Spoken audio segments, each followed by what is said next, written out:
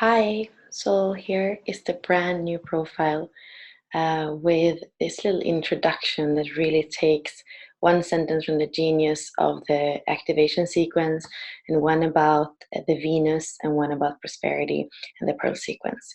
So it's actually using some of the spheres to kind of tell you your whole story, and I feel like it's so well chosen. So for you, Teresa, we're doing a small reading here.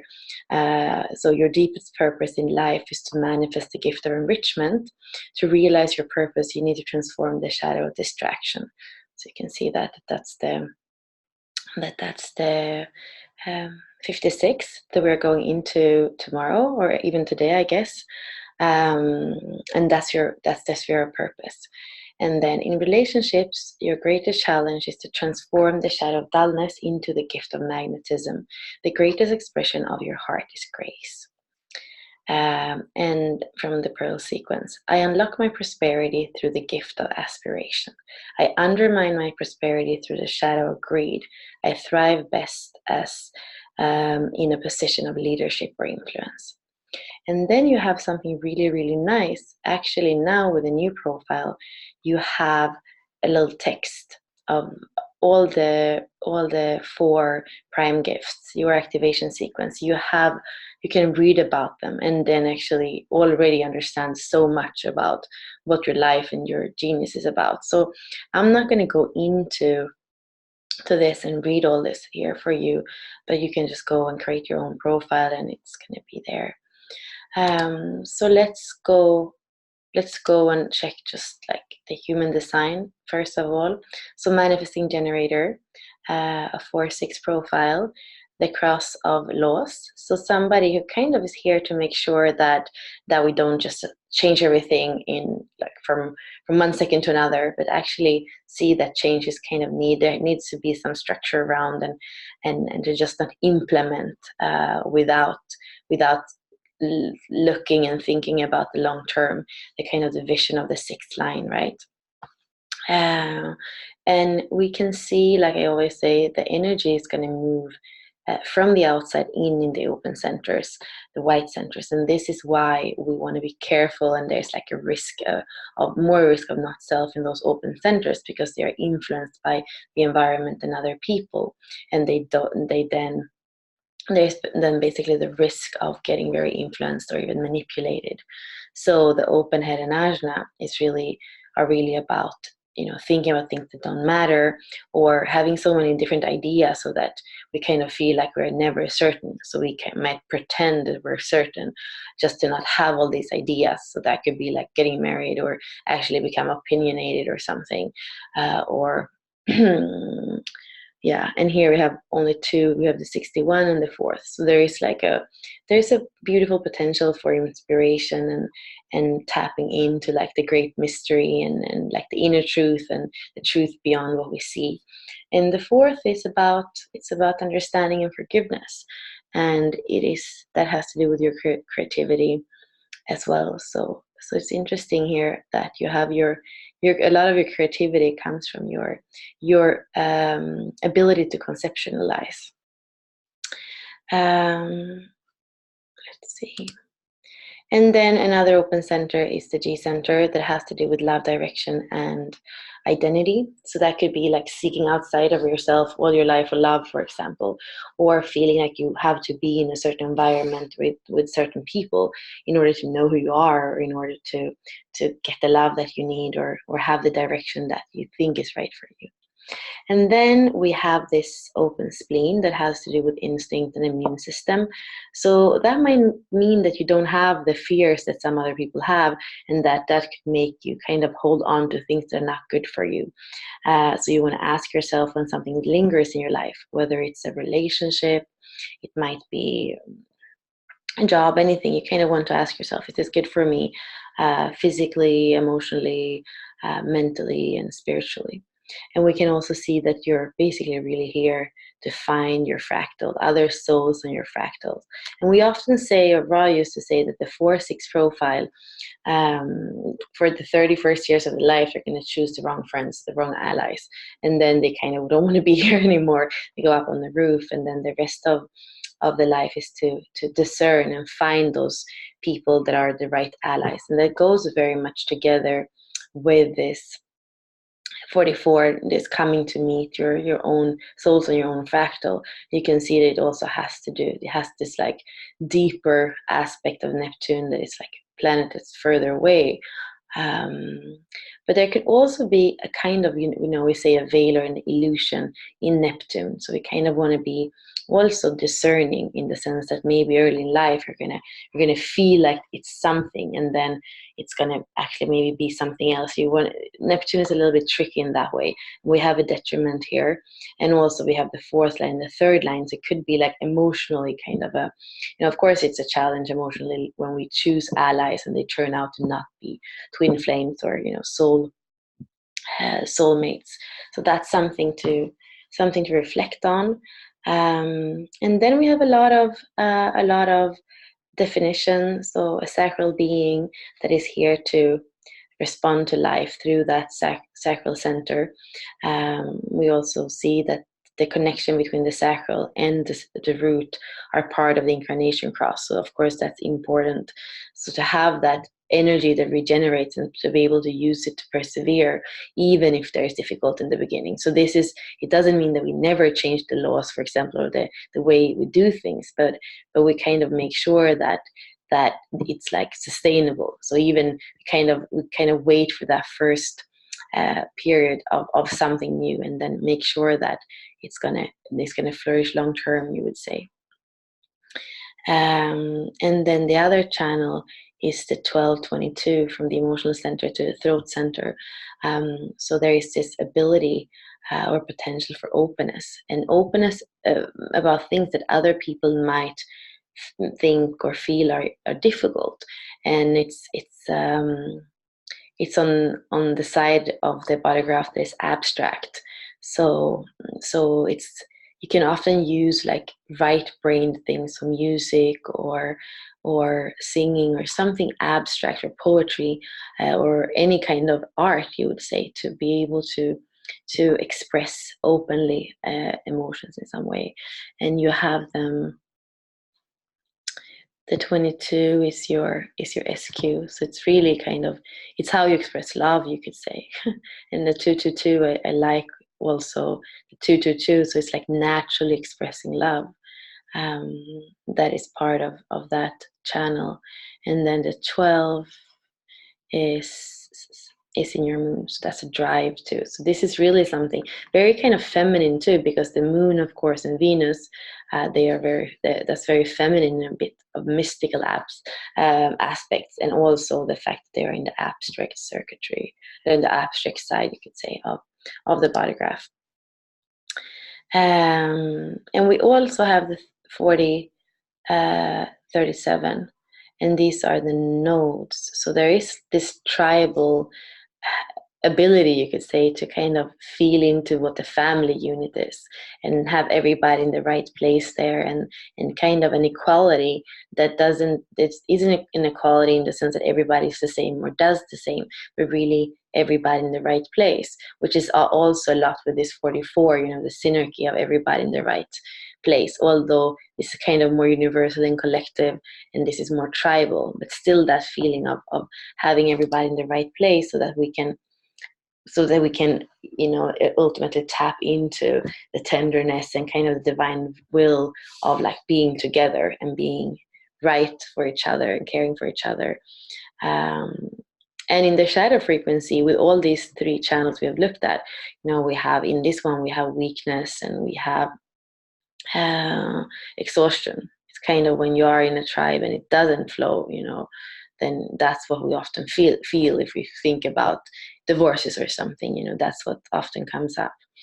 And it is like your life is kind of asking you to kind of a little bit go from that feminine principle of tenderness and the naturalness in that tenderness, but it can also be a weakness and in the low frequencies, but really go up to the more kind of the resolve and the divine will of the 40 at Jinki.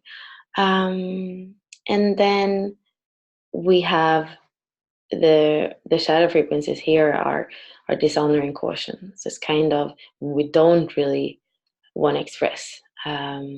This is a second line too. There are a lot of second lines. Yeah, so it's kind of that hermit too. Well, like we say about the second line, that doesn't like, sometimes it doesn't want to be called out, and sometimes even when it's called out, it doesn't really want to answer because there is that caution. And so we have kind of a double theme in the 12th and with the line 2. And so these are things that can come up in relationships, and you can see that you have also third and fourth lines that kind of are asking you to look at the emotional aspects of the process. And then we have the 60 and the 3. Like I said before, it has to do with like the difficult in the beginning, the kind of limitation, and finding the perseverance to continue when that's the case. I might say something really quick about how you can find stability and like inner, right, like the vitality that comes from like an inner balanced energy flow, we could say. So we want to look at this, the SQ, like I said before, the Venus, that has to do with that kind of passion and freedom and naturalness in the second line, and really finding grace, in the more feminine way, and then the more kind of the externalized way, that the thing that has to do with stability and the starting point for action, so more the masculine way, it's also second line. And here we have it more like when it's about the naturalness for the masculine, it's about penetrating the world. So there's a fearlessness in going out and penetrating the world, and an inspiration in what that would look like to do that. So those are 2 energies that you want to marry in order to find your inner stability and life force, you could say. And this is what's gonna, when you have that inside of you, that's what's gonna make you be able to marry love and stability, and that's the starting point basically for everything, you could say. So this is something that is also, you can go really deep into this and also look at the shadow frequencies and look at the archetypes and the role models that you have when you were a child up till 7 years old, in like feminine and masculine archetypes, and see maybe what was missing, and then see, sometimes for a woman, we kind of look for the masculine outside of ourselves, and then it's often the shadow that we are going to attract, because when we're not whole inside ourselves, we often attract the shadow. So here we kind of have, psychosis and denial, you could say, and not this fearlessness, but kind of a fear more than anything, and denial, and this kind of, not having the courage to penetrate the world, because it's like too many questions that you want to answer first before you want to take action. So this is a lot to say about this more, but I kind of just want to mention it. And then let's do a little bit more on the actual profile, just to see what pops out, And for other people, guys, if you post your chart, it's really cool if you have a specific question. Then I can try to like really dive deep into that, So what can we say here? I mean, a 4-6 again, it's really about always coming back to the heart. The challenge can be anxiety and feeling numb and feeling like you don't dare to live with an open heart, basically. And then you can serve the world, because you serve the world through your heart. So for a 4th line, it's always coming back to what you love. And when you do what you love, you're serving the world, and you're going to automatically feel the love and community. So in the worst case here, we have, you don't feel like you dare to live with an open heart, and that can be unconsciously too, of course. There is anxiety, for example. So then that's the same result, and then your life is gonna feel chaotic and corrupt, like especially what you feel like you have in relationships, and you are not going to be able to feel and see that vision, or at least not being with people that nurture that vision. So then there's going to feel like you don't have the nurturing that you need in your life. You're going to feel limited. And then maybe, instead of feeling anchored and have like an intent in everything you do, you're going to distract yourself to not have to feel this thing that you're not fulfilled. And then there's going to be no flow in your relationships, and there can be control issues, whether it's you controlling the other person, or they trying to control you. And then it actually reinforces the core wound. There's a fourth line, there's this numbness and this feeling of like, abandonment or rejection in relationships, that you could basically say that there isn't any trust, and life is going to be dull. But also there, the dullness there, you could try to become extreme or something to not feel bored. So this can like be a whole thing in itself, what it is to live kind of with that fear in your heart, and then how that comes out. So this thing can really go around in a kind of dark way. But what you really want to do is to start, like I said, doing what you love and serving the world through that. And that has to do with your own innovations. It has to do with you finding your relationships where there is harmony, and where you can build community through it, and when love is the highest principle, you could say.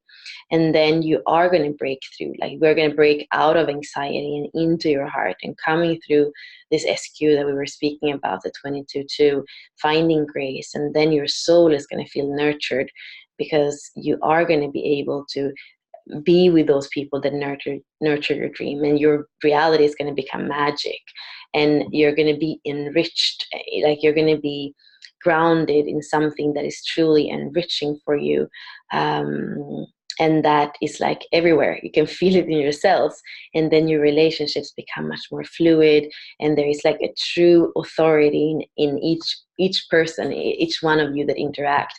And from that like authority and authenticity, there is also a new kind of natural passion that just arises. And then the core wound turns into the vocation, and you dare to live with an open heart. And then suddenly you become a magnet for everything that you're here to attract in your life, especially when it comes to people and relationships. And then your whole life start to flourish. This is really beautiful sequence. And then I would just like, this is the sphere you want to look at when it comes to prosperity. So if there is anything that blocks your inflow of money, for example, you can see here it's about greed, and the fifth line is about misunderstandings and projections and power. So wherever there is greed, misunderstandings, and those things that I just said, like wherever those things are happening, that the inflow of prosperity and assets for you are not going to be able to flow. So this is something also to look more at and see, and start to thread around it, and see in situations maybe where there has been prosperity, how this kind of 3D low selfish, there is not enough for everybody, how that could have stopped you. But when there is a true aspiration, and that there is enough for everybody, and that we can speak our true voice, when that was there, that there might have been a different frequency and a different flow. It also says that you're good at managing. You're on the kind of society level.